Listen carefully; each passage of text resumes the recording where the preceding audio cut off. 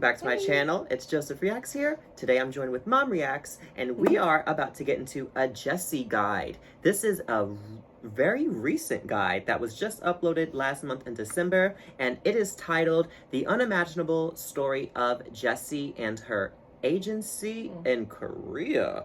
Okay, so we're about to get into some things, honey. This video is by the channel titled Everything About Korean, and I'm really excited to get into this video today. I recently started my Jessi journey here on my channel, and me, as well as my mom, fell in love with her. She's funny. Yes, she has. My mom has has her songs too. My mom has a lot of her songs on her everyday playlist. Whenever we're driving around together, Nunu Nana is always on. Okay, Rasu Nunu Nana. That's my favorite song. So, me and my mom really love Jessi. And if you haven't, I do have a Jessi marathon here on my channel where I reacted to 4 of her most popular music videos. So if you haven't seen that video yet, be sure to check it out. Over 30,000 people loved it so far, so yeah, it was good. It was really good. I really loved it. And now I'm going to sit down and react to my first, well, we are going to sit down and react to our first official Jessi guide to get a little backstory on where she started and what was her journey becoming the woman that she is today. So without further ado, let's get right into this video, and be sure to subscribe to my channel if you are a Jessi fan. Jessi, who was born in New York, US, later moved to New Jersey, was a chubby Asian kid with glasses. Oh wow, she looks so Asians different. Were not common in her neighborhood, she was teased at school for a long time. Jessi had 2 older brothers, so she could have told them that she was encountering problems, and maybe in this way she would have been able to end this, but she didn't. That's why Jessi, who didn't want anyone to solve her own problem, was subjected to racism and teasings for years. But one day at school, a boy made a slant-eye gesture to her, and that was the moment she suddenly thought of, why should I be treated like this? And for the first time at this moment, she was unable to hold back her anger, and she immediately threw the table towards the boy. Period! And at this time, the teacher didn't punish the boy, but Jessi, who was the victim. However, there was no further harassment against her from that time on. So she learned one thing in that way.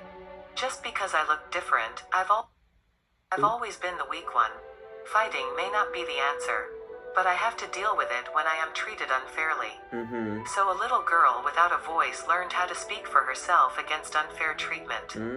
Jessi, an 11-year-old girl who just regained confidence, first encountered music at the church youth choir. The young Jessi did sing at the church, and her natural voice was so incredible that people around her cheered her up to become a singer. Thanks to the support from her surroundings, Jessi developed a serious interest in music, and her parents wanted to support this. But her parents didn't have the money at that time, so they only could afford 1 week of vocal training. And her black vocal teacher said to Jessi, "Jessica, I can feel the soul of the black people from your voice, you will gonna be a star." And because of this speech of her teacher, she sincerely started to dream of becoming a singer. After this, she practiced singing along with the microphone her parents bought her. And Jessi, who enjoyed at that time listening to Korean songs, sent her demo tape to a Korean agency. So in that way, she received notification of acceptance from 2 agencies, SM Entertainment and Do-Re-Mi Records. I never heard of that. However, contrary to everyone's expectations, she made the contract with Do-Re-Mi Records, not SM. Now, SM Entertainment is a world-famous agency, but in the 90s, there were more famous singers belonging to Do-Re-Mi Records, and that's why she had chosen Do-Re-Mi, not SM. Of course, her parents, especially her father, strongly opposed that she will go to Korea. But despite her parents' opposition, at the age of 13, she chartered a flight to Korea on her own, even though she could not speak Korean. After 2 years as a trainee in Korea, she made her debut with her real name, Jessica Ho. At that time, the agency invested around $800,000, including enormous marketing. So she made her debut with the album Get Up, and song 1 to 2 Steps, packed in a cute concept and with great expectations of her. However, unfortunately, her debut didn't gain much attention, and it ended in a disappointment. In addition, Jessi had a big problem at this time because she didn't speak Korean well and couldn't adapt to Korean culture. So she wasn't as happy as first thought, despite making her debut as a singer, which she wished so much for. But at that time, Jessi had always to smile. She couldn't tell her parents about her miserable situation because she knew her parents in the US would start to worry about her. And she was fully aware that a lot of money had been invested in her. That's why no matter what, the only 15 years old Jessi had always to smile, if it was for her parents or for her agency. That's a strong woman, okay? Since she was stuck in this situation, she lived like a machine as her agency told her to do. And like that, she was soon gradually forgotten by the people and couldn't do any meaningful activities. Then she got a job offer as a temporary rapper for the at this time popular hip-hop group, Uptown. And since then, she began to gain attention by getting recognition for her excellent rap skills while working with Uptown. But shortly after Jessi could start proper activity and was recognized for her musicality, she faced difficulties once again. One of the members from Uptown was caught drunk while driving, and that's why all activities were canceled altogether. After this, Jessi decided to give up on making music for the first time. And a few years later at an interview, she explained how she felt at the time. I was just having a hard time. I didn't know if this was really the right path for me, and I felt like I was ignored by everyone. At this point in time, she wanted to give up everything and return to the US. She's so beautiful. But it wasn't possible because of her contract with the agency. Thus, she released a new album, Life is Good, like her agency told her to do. However, Jessi's real life didn't run like her song Life is Good. In fact, she was very unhappy. Recalling that time, she once said, "On the stage, I had to sing a song saying that life is so beautiful. But every time I had to sing that song, my heart ached, I missed my family and I was so lonely." Above all, Jessi was still a teenager and the absence of her parents bothered her a lot. Still, she had big problems communicating in Korean, as well as the adaptation to the Korean culture, and all of this caused unimaginable stress. Possibly financial. And as a result of what happened at that time, Jessi became claustrophobic. At that point, she made a decision and thought, "After this album and its activities, I will go back to the US as soon as possible." And right after the activities from her contract, Jessi gave up her dream of being a singer and returned to the US. But even after returning to the US, Jessi was not really happy. She thought she disappointed her parents after leaving home to live her dream, but eventually returned home without achieving anything. But they were just happy and satisfied that their daughter had finally come home safe and sound. After all the difficulties, she started to study and passed the GED, the high school equivalency diploma in the US, and also began to study fashion, not music. But the music didn't let her go. Because Jessi's talent was so outstanding that the people around her encouraged her to continue her music career. Due to this encouragement, she began to cover songs of other singers and posted the videos on YouTube. And seeing those videos, one day a Korean music agency contacted her and wanted to make a new album with her. Feeling happy while singing, she decided to take the challenge and do music again, and took her second flight to Korea.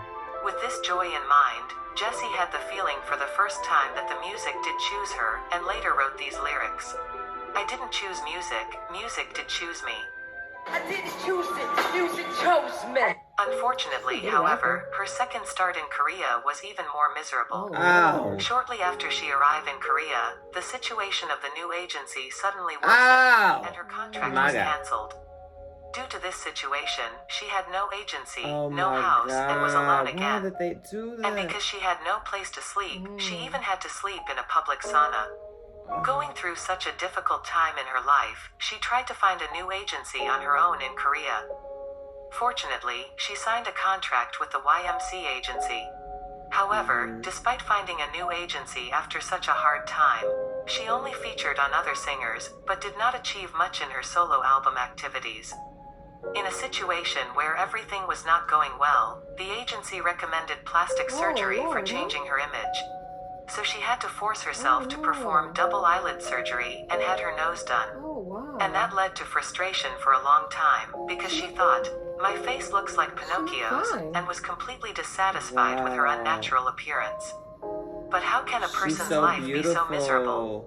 Although she had plastic surgery to change her previous image, she didn't get much attention afterward, and her music activities didn't improve either. To me. Later, she started to work with a group called Lucky J, but also with them, she did not receive much attention. And with getting older, she was already in her late 20s. She wasn't able to continue these challenges over and over again. Although at the age of 13 to 26, literally half of her life she had been doing music for 13 years already, she was still just one of the many musicians. There is a saying, God won't give you more than you can handle. However, the ordeal she experienced over 10 years of time consent was not at the level she could handle. So Jessi decided to give up on making music for the second time. But even at that time, the music wouldn't let her go. Jeez. One day a producer from a music show asked her to appear on his program. However, at this point, Jessi had already closed her mind completely to make music, due to the countless failures and the wounds she had already suffered as a result of it. Nevertheless, the PD didn't give up, and through his persistence, Jessi finally joined the program. And this program was Unpretty Rap Star. Oh yeah. Jessi, who participated in the survival rap program, shocked Korean society with powerful effects and aggressive expressions, which was uncommon in Korea at that time. Also on this show, she refused to get an evaluation from the other participants, and showed an unplanned improvised diss rap. We're not a team. This is a competition. Now in this game, I'm the hot dog. 0 to 100 on your head is on my Sin City. After that, many Koreans thought that in order to get the attention, she purposely swore and only used aggressive expressions. But this was not the case. At that time, there was a reason why she behaved in the program like that. For more than a decade, she had tried to gain recognition and acceptance by others, she was but over the it. result was miserable. So from then on, she didn't care if she was good enough in the eyes of someone. There was simply no more reason for that, because she had given up music already, and she had decided to finally get the music out of her life after this program. So she did let out all her anger, and she didn't hold back on any of her emotions. After showing all her feelings on stage, she thought everything was over. But in reality, it was the turning point in her life.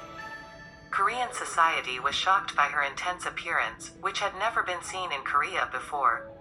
And on this point, she received tremendous attention for the first time since her debut. Paradoxically, awesome. she was able to work as a singer again because she gave up on making music. Many people thought Jessi, who was making music for more than 10 years, would have been very grateful for this huge interest and the love that she gained through this. But it wasn't like that, and her life became even harder after that.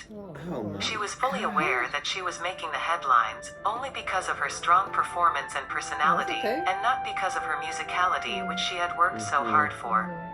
In addition, after Unpretty Rap Star, many began to make malicious comments, and the public only misunderstood Jessi even more.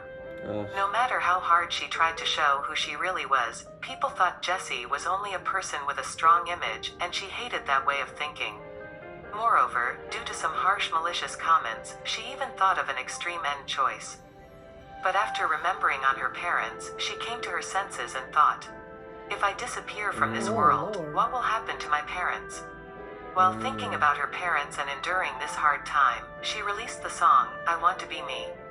And this song is still her favorite song, also it's the last song she is singing at every concert. The song I Want to Be Me was written out of the pain of worrying about her poor performance as a singer and her career path during a long hiatus. Anyway, even after Unpretty Rap Star, she suffered for a long time. But she was able to make her name known to the public for the first time after 10 years, and with thus the second act of her career began. After various activities, Jessi moved to the Sai's agency P Nation and published Who Dat Be, thus expanding her range of activities far beyond Korea to the world. The song Who Dat Be showed that she was no longer minding being criticized, but instead was proud to be herself. This song was ranked 8th in the US Billboard World Digital Song Charts, and showed that she had the potential to be a world-class singer beyond Korea. In 2020, she was invited to the Grammy after party as the only Asian woman, and received many cooperation offers from other world-class producers. It looked like Jessi had finally entered the US music market, but all of her US debut plans had to be canceled due to the COVID pandemic. So this is fresh. However, even in this unpredictable situation, she succeeded in becoming a world-class singer by surpassing 100 million YouTube views with her new song, Nu Nana. She was so happy, and that's why she cried while thinking back on the previous 10 years. Because it has taken too long, until she finally achieved her goal and was really successful. It took about 17 years to become a world-class singer in 2020, since Jessi started her trainee career in Korea in 2003. Wow. This was the first moment when her hard work as a singer has been recognized, so she cried a lot. Also at that time, she appeared in Running Man and started a relationship with Yoo Jae-suk. What? With That his man? support, she has shown improved hosting skills No, I don't think and is Oh. loved by more and more entertainment shows like Sixth Sense and Jessie's Showterview. Love Jessi Jessi had to face a Showterview. very long and difficult time over 10 years to get to where she is now. She participated in every lyrics for her albums and always writes similar messages in the lyrics. Messages like this: just because you and I are different doesn't mean I'm living my life wrong. We only have one life, let's live it nicely. She always packs this message in her new songs because she wants to convey this important message to as many people as possible. I wish this message, which Jessi would like to convey to everyone, will reach more people and give hope to those who are going through a hard time. Just because you and they are different doesn't mean you are living your life wrong. What a beautiful message. She is a strong woman, and she has gone through I was about to say. so She endured a lot, huh? She endured so much.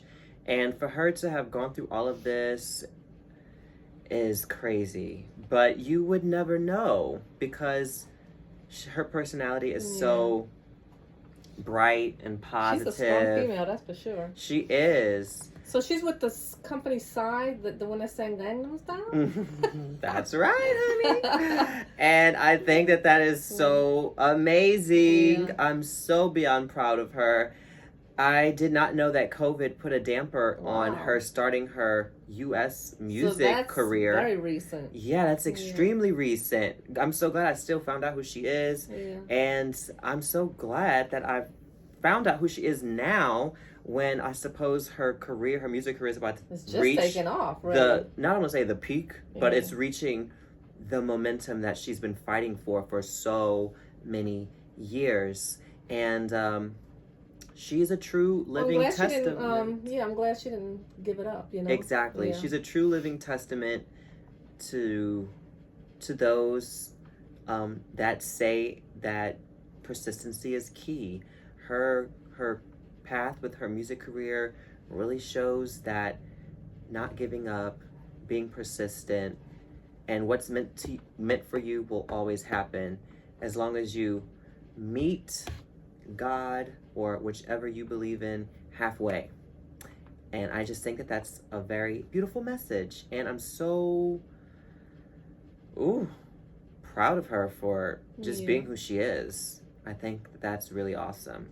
She's she pushes the envelope, I find, with Korean culture. Cause she tried to. She reminds me of the Korean Nicki Minaj, if that makes any sense. And y'all may know I'm a Nicki Minaj stan. Okay, Nicki is my everything, and I can totally see that. Yeah. I mean, when you've tried to abide by the Korean culture or just the Korean K-pop standards, and you've been crapped on for so many years, I mean, it's no reason that she said, F it, I'ma just do it this way, I'ma do it my way. And now I need to go back and listen to Cold Blooded Hoe, because now that song makes even more sense to me, because she's like, whatever. Anyway, I don't want to keep rambling. This was amazing. I love this so very much. I'm so proud of her, and this makes me so happy that I am a fan of hers. Yeah, I didn't say much because I was listening, paying attention. Yeah. Right. Now this is one of those videos where you kind of need to let the video kind of do its thing, you know. But yeah, with all that being said, I hope you all enjoyed this video. I hope you all enjoyed our reactions, and perhaps you learned something about Jessi as well. And we'll see you all in the next one. Bye. Bye.